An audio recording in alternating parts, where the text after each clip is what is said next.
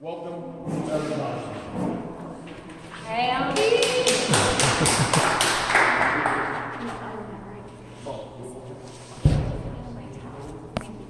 It's raining out there, which is perfect for today's talk or today's little story. So I want to tell y'all one of the greatest adventures in my whole life, honest to goodness. It started, I'm 18 years old, and some of y'all are quite young in here, and 18, I just graduated from high school. It's this month, May, perhaps my niece graduates tomorrow, Anna.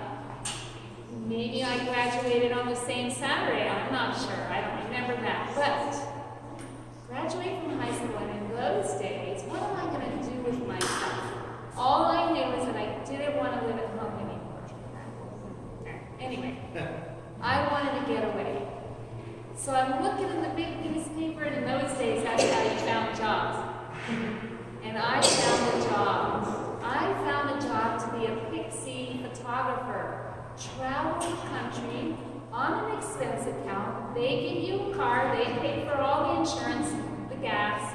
They put you up in hotels, they set you up, they teach you how to shoot photographs with a 70mm camera, and you're all set. So I'm getting ready to go, right? And I'm so excited. I have never in my life been on an airplane. I'm 18, I'm getting ready to fly for the first time. Fly the friendly skies. It was United. They served you a plate of official. It had a plate, real silverware, a linen napkin, and a carafe of wine. Anyway, that's another story. Before I left home for my first flight and for my first time ever to see snow, have all of y'all seen snow before? Oh. Well, I had never seen it, but anyway, before I left from Jacksonville, I had to go say bye to my favorite city in America, St. Augustine. And I go to say bye, I love St. Augustine. And I go to say bye, and out there at the end of the marina is a tall ship. Any of y'all know what a tall ship is? If I say that?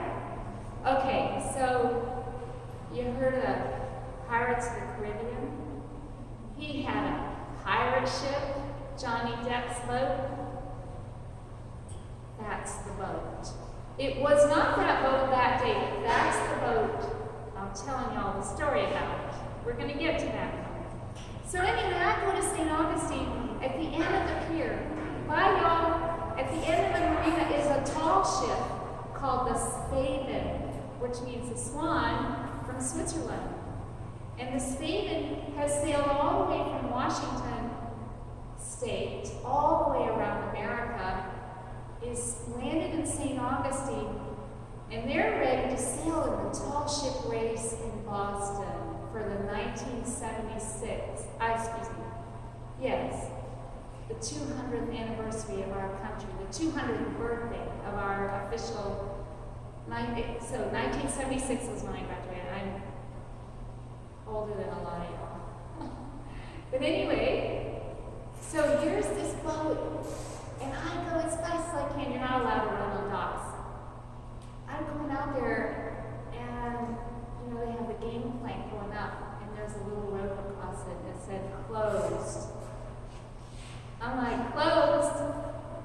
And I saw somebody on the deck. You see, sometimes if you really want something, you can get it somehow. There's somebody on board, on the deck out there, and I go, hey, please, can you please, man, look on your boat, please. They took me on. I got to walk around and go up on the main floor and down below. They showed me the whole ship, the Spaven, the Swan from Switzerland.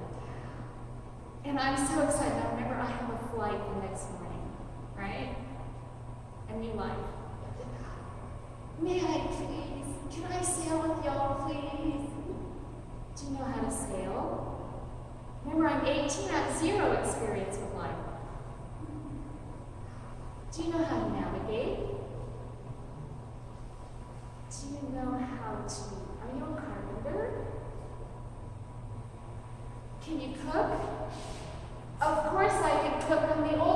my children. I couldn't tell them that.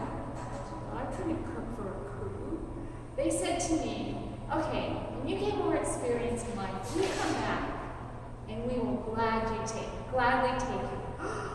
Can you imagine? I had a dream in my pocket. I put it in my pocket. Because the next day I had to leave anyway. I had another whole life to live, a whole new adventure, being a photographer and traveling around, and that's another story. So I put this dream in my pocket, and it wrote in there for 3 years. I'm not very good with fingers, but that's a 3. 3 years. And I was in Tampa, Florida. Someone just sang about Tampa. Some folk singers I heard. Tampa, Florida, I'm eating at my favorite eatery. Well, we don't need to advertise. Anyways, my favorite. I haven't been there in years. And behind me is this guy, and he's all scraggly looking. And he's sitting there by himself with a beer. Now remember, I had been a photographer now for 3 years, traveling across America, seeing snow for the first time, all that kind of stuff. When I go in a restaurant, I want somebody to invite me sometimes. I'm always by myself. Here's this scraggly guy behind us sitting there with his beer in his hand. He's all scraggly, and his hair is scraggly, and he's scraggly looking. Kind of like me, a damp mouse. Today I'm like a wet mouse. Anyway, he was there by himself, there by himself, there by himself. And I kept feeling in my heart, we should invite him. So I asked my photographer friend, look, he's all by himself. We know what it's like. We're photographers. Should we invite him to join us? So he came. Y'all ever heard of something called a bosun? It's spelled boat swain. B-O-A-T-S-W-A-I-N. You heard of one? A bosun. Well, he explained, his name is Sid. The reason his name is Sid is his real name is Steve, but the captain on this boat that he's telling me about, his name is Steve. So, and he is the bosun, so he goes by Sid now. So the captain tells the watch officers, or the mates, on our ship we had 2, a first mate, second mate. They tell the bosun what to do, what we need done. So say we're getting ready to sail, we need all the sail set, or we need this sail set, or that, or we need the decks swabbed, whatever we need. The bosun relays it to the crew, and he has the crew do it. So anyway, so here I am talking to this guy, and I met one of the mates, and I'm just enamored. These guys were on a tall ship, and just him describing it, I don't really know what it is exactly, but I saw the statement, and you know what? I finagled my way on that boat. I had 4 days off because it was Easter. I said, I want to sail so bad on the top. I just want to touch it and be on it and be part of it. I got to go for 4 days as a deckhand.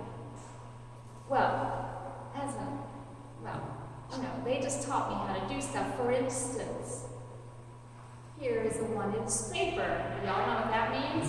It's 1 inch wide. And here's how you do it. And here's how you sand.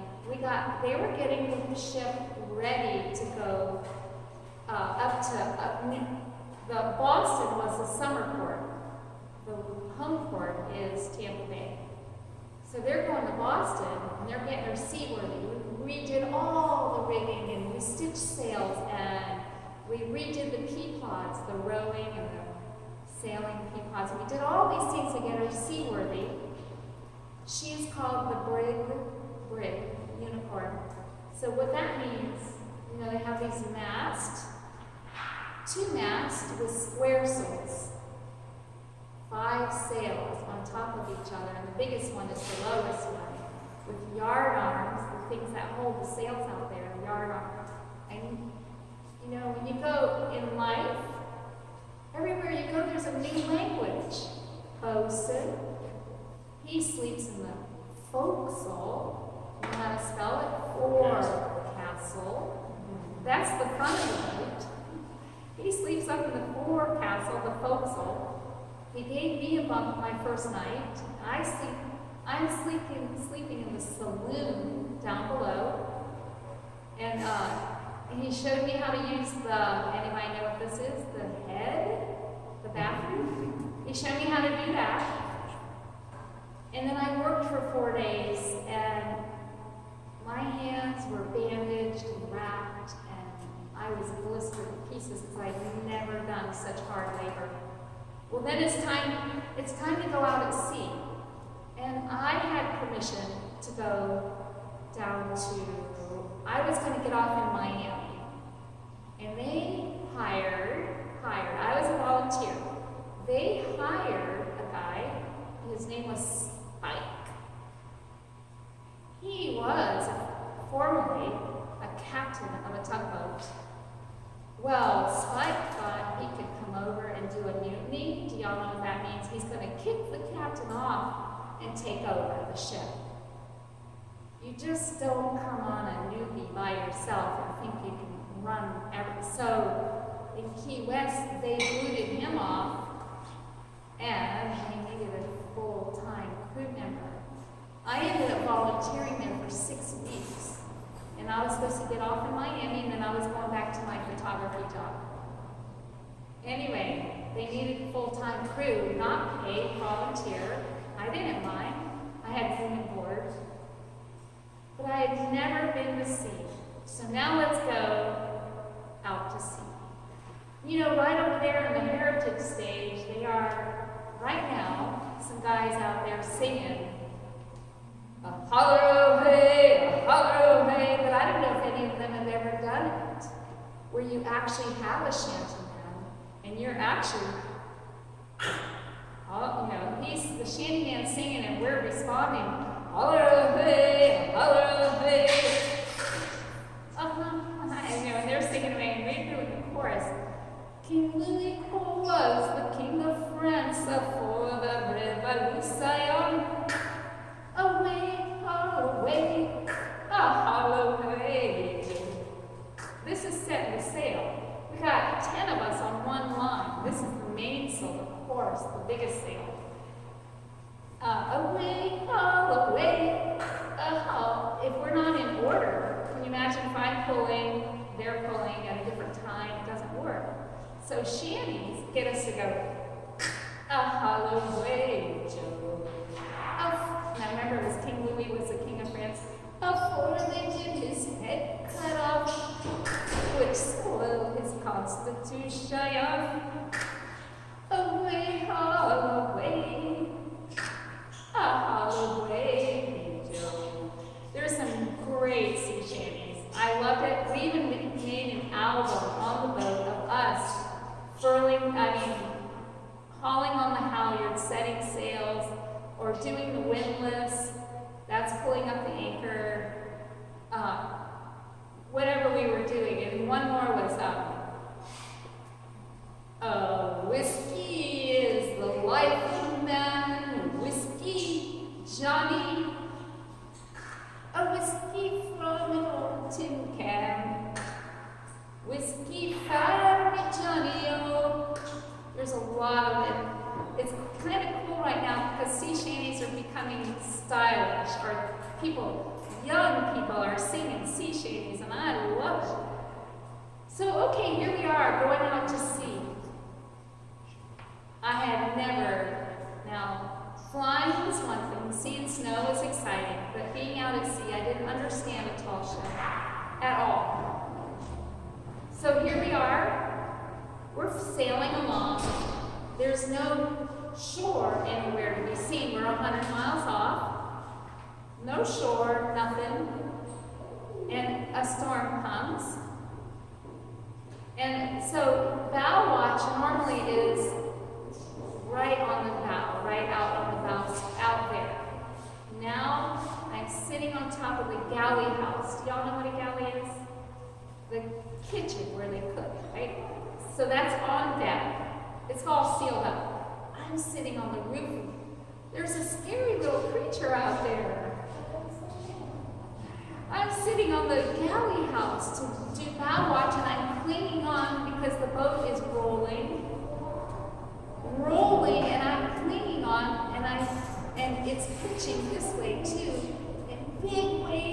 flashing over the bow. The jibboom, which is a big spar of wood, sticks way off the bow. If you ever see a tall ship, you'll see it. Go see the Johnny Depp. It was the same boat, but he sailed that boat after I was on it. This whole spar of wood would go underwater and a big wave. And I'm sitting there, oh my God. I just know we're going to go straight down and sink. I just know we are, and then we'll come back up. Oh, big waves everywhere. So you sit at a bow watch for an hour, then I had to go take the helm. That's the wheel. And in the helm, there's a box, and they have it, there's a lock. Thank goodness, because the wheel would just throw me over the box. I couldn't hold it at all. It's too strong. So I'm at the helm, and the wheel is locked. No, but I didn't get there yet. To get to the helm, I had to go across midships. Now, midships is the lowest part of the deck. The bow's up here, here's the midships. It comes down like that. And then back here, up there on the quarter deck or the poop deck, is where the wheel is, the helm. I had to go across midships, the low part, the waves. There are waves. I had to wait for the boat, so we're going this way now. I had to wait for it to go this way, so I'm on the high side, and I've got boots on and foul weather gear. A few minutes ago at another stage, I saw a guy wearing a yellow rain jacket. And I go, what do you call that yellow thing you have on? He says, a raincoat. I go, yeah, but what's its real name? He didn't know. It's a slicker. Those are raincoats, they're slickers. So anyway, I had to wait for the high side to come up, and then I'd run across, and it's still knee-deep. Still knee-deep. Can you imagine how petrified I am? We're going to sink. Down below, the bilges are sloshing below when you're going to bed, and you're in your bunk, and the bunk is going like this. I don't know how we slept, and it's going like this and like this. And it's like, good thing they have wood to keep you in your bunk from falling out, or you would just fall out. And down below, the bilges stink, and they're sloshing up, and everything is wet. Like right now, I'm all drenched. This would be regular. So I make it back to the helm, the steering wheel, and here I am, right? I'm all the way on the highest part of the boat, so I can see out if we're going to hit a log or if we're going to hit a ship. But the bow watch person is supposed to be watching, but I can also see. I tell you what, every time we went up, I knew that the bow, that big piece of wood. Now, in port, the guys would jump off of that and swim. But I've always been scared of heights like that. They would jump off and swim in the water. I could never do that. It was too high up. That whole thing, every time we went up in the bow, and I'm at the helm, and then we're going up, and that whole thing is going underwater, and I'm like, oh! And I just know we're going to sink, and then we come back up again because the waves were moving it. Not only that, we're 100 miles offshore. When this happens and we're going down, down, down, do you know what I can see right now? The only thing I can see anywhere are walls of water. There is no horizon. Do you know how scary that is? All you see are these walls of water, and the ship, the whole jibboom is underwater. And I just could go straight. But somehow it would come back up, and it would climb that wall of water all the way to the top again. I could see the horizon. And that's how it was. For 3 days, it was a nightmare. And then after 3 days, I learned about sailing. We're not going to sink. It's okay. And I did pretty good. I didn't get seasick. I honestly, because imagine if you have a dream in your heart for 3 years, and all of a sudden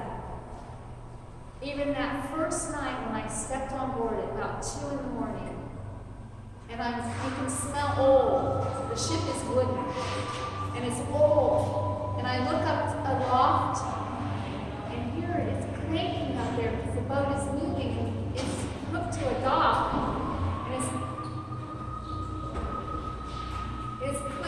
cranking up above because it's moving. It's rolling and pitching a little bit in port. But anyway, so just to be there was a dream come true. And then, say you've had these storms for days. Everything's wet. Everything is miserable. Well, then all of a sudden, you have sunset. And you come on deck and there's sunset. And the shanty man is playing a penny whistle. He's playing songs. And that's when they used to come out and they would do their dances to try to get rid of scurvy, is while they're on the shore. So here he is with his penny whistle playing. And the captain, no, the first mate would be for my watch, and he would read, it was like we were having a party because we had sunlight all of a sudden. And it was very festive and fun. So he would read, have y'all ever heard of this old sailor song story? I only know the first line. Jake, the dirty Dago lad. So Jake, see, remember Steve was the captain. Second Steve was the bosun, and his name is Sid. Third Steve, a deckhand, he became Jake. So I loved that poem, and that the captain with his little hooped earring, he would read that in honor of our crew member, Jake. But on the book, how many more minutes do I have? Or am I? Okay, never mind. I think we're closing the stage after this. Y'all ever heard of a dolphin striker? You have. Cool. So here's the bow of the boat. Here's the big jibboom that went underwater. And underneath it, part of it, see, all these riggings are to hold up those big giant masts. And here's this dolphin striker right off the bow. So the reason they call it dolphin striker is in front of the bow of the boat, because we're a sailboat and we're sailing. These dolphins are be like 5 or 6 or 3 or 5, 8 or whatever. They swim together and they go like this. When I was a kid, I used to go to Marineland, and the dolphins would go like that, and I always thought they trained them. And here I am, and there it's called the Dolphin Striker because it kind of goes down right where the dolphins, they love leading sailboats. And here they are all swimming in unison. The most beautiful sight. Or, look up there, there's a whole pod of whales spouting. I'd never been to sea before. I'd never seen whales like that. It was quite the adventure. And since then, I think I'm ending, right? To end now or 2 minutes? So since then, have y'all ever heard of the Pride of Baltimore? She sailed to San Francisco, and I was living there at the time. And I got to sail on her and take the helm in the San Francisco Bay, the whole bay. That was wow, because the captain of that boat was my watch officer. And then I got to sail on another boat that didn't have a jibboom, and I forgot her name right now, I'm so sorry. I sailed with her, I hitched a ride with her to Miami, because I needed a ride. And you see, when you're a deckhand, you just talk your way into a ride. So I sailed to Miami. It was my birthday in February, and I was disabled. I was going for a spinal cord injury study in Miami. But anyway, can you imagine how fun to get to sail down south? And then took the train back home. And one more thing. One more ship I sailed on, the Lord Nelson. So where's the Lord Nelson from? England. Southampton. They built 2 ships for disabled people, 2 tall ships with all those sails for disabled. So you can ride a wheelchair out on bowsprit, out there, and be out there in your wheelchair while the boat's going like that, and you have the dolphins up you.